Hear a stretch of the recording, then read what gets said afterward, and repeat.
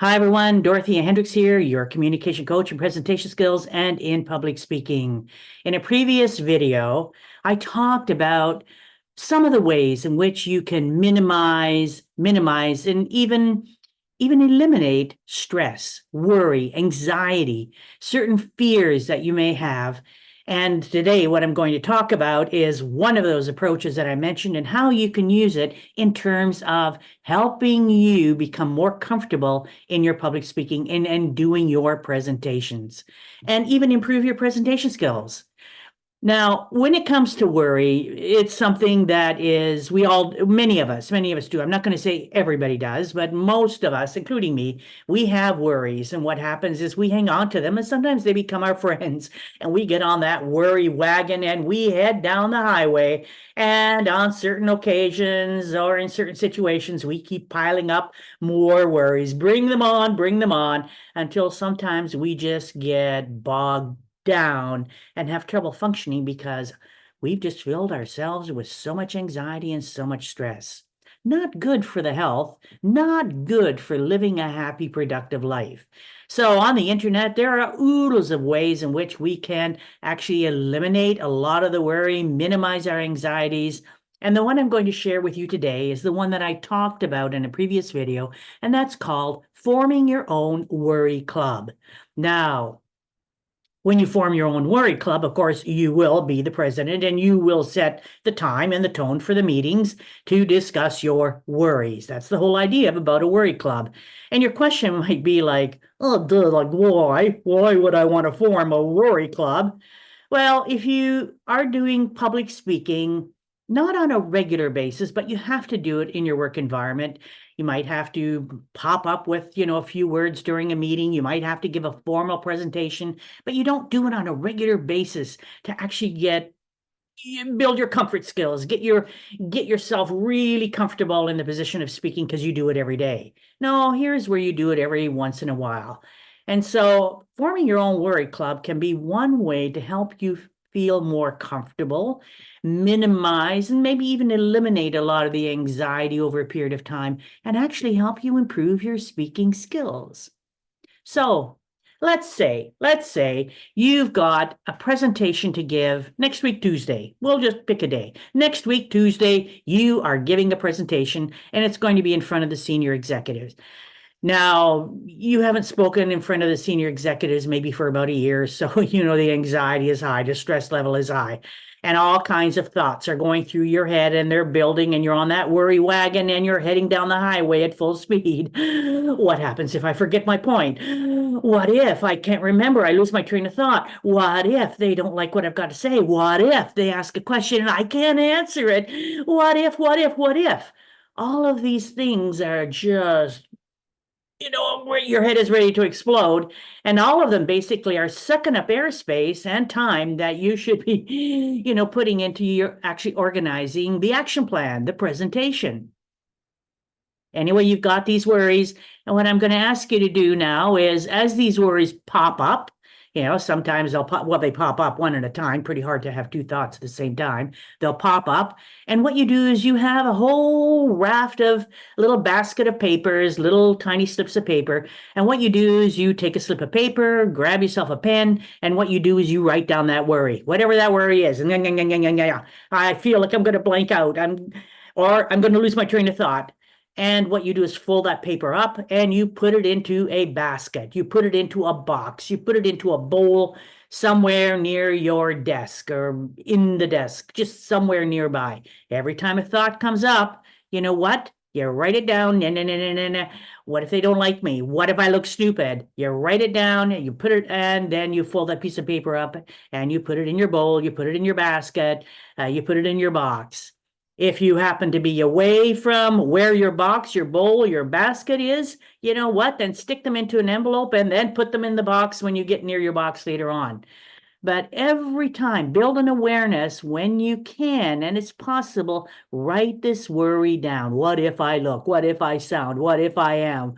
What if they think? Whatever it happens to be. And now you go ahead and you're still working on your presentation, but you're writing these thoughts, you're getting them out of your head, you're putting them down on paper, out of your head, in a way that should give up some space here for working on the presentation. Now you give the presentation and that's fine. You're finished on Tuesday. We gave the presentation. Nobody died. Everything is good. And now you wait 2 days, maybe 3 days before you go and go through your box, your basket, or your bowl of your what ifs, of your worries, of your anxieties. Same as with your evaluations. When you get evaluations, if you're giving evaluations to people to fill out about your presentation, we so want to right away just grab those evaluations and go through them right away. And it's not really, it's not that anything will happen untoward, but it's really better, again, if you wait 2 or 3 days, because now your emotional level will have calmed down somewhat. There's always a bit of an adrenaline rush, always a bit some energy that goes out there when we're standing up doing some public speaking. And what we want to do when we're going through our evaluations, what we want to do when we're going through our little anxiety, worry forms, the things that we wrote on What If They Feel, we want to be a bit removed from the actual situation, be calm, be cool, be collected, and not have an emotional rush attached to them because we still are on a high from that presentation. So anyway, now you've given the presentation on Tuesday. So now what you'll do is you may set a time for the Worry Club, of which you are president, and you may decide that you're going to meet at 3 p.m. on Friday. So now that gives you a couple of days. So you meet at 3 p.m. on Friday, and what you do is you go pick up your box, your bowl, your basket, whatever it is, with all these worries, all these what ifs in them. And now what you do is you pick them up one by one. You go through and you assess. You go through and you assess each little slip of paper. And you challenge what's written on that piece of paper. So, for example, one might be, what if I lose my train of thought? And you look at that and you think about objectively now, because you're removed from your presentation, which was on Tuesday. This is now Friday. And you go, oh, I didn't lose my train of thought. And I've worried about that before. Oh, or it could be that, what if I lose my train of thought? Did I lose my train of thought? I did for a moment. Did anybody notice? Nobody noticed. They just thought I was pausing. And then I continued to move on. So that was good. Nobody noticed. So really, as a worry, as something that should suck up airtime in my headspace, no, I don't think I want to do that anymore. I won't, because and now you crumple it up and you throw it out. And you do that with each of the worry slips that you have in your basket, in your bowl, in your box, whatever, wherever you put them. Now, there might be some that you really can't answer, or there might be some where you'd have to say, well, yes. For example, what if I can't answer a question somebody asked? Now, maybe to that one, you might say, oh, yes, I did. Mr. Smith asked me, or Jane asked me, or Bob asked me a question, and, I couldn't answer it. I did tell them I'd get back to them later, but I couldn't answer it. And so then think about the question. And is this something that could have or should have been included in your material? But in any case, you'll know it for next time as one of the questions that sometimes people ask regarding this topic that you gave a presentation on. So you might put that slip back into the box for next time.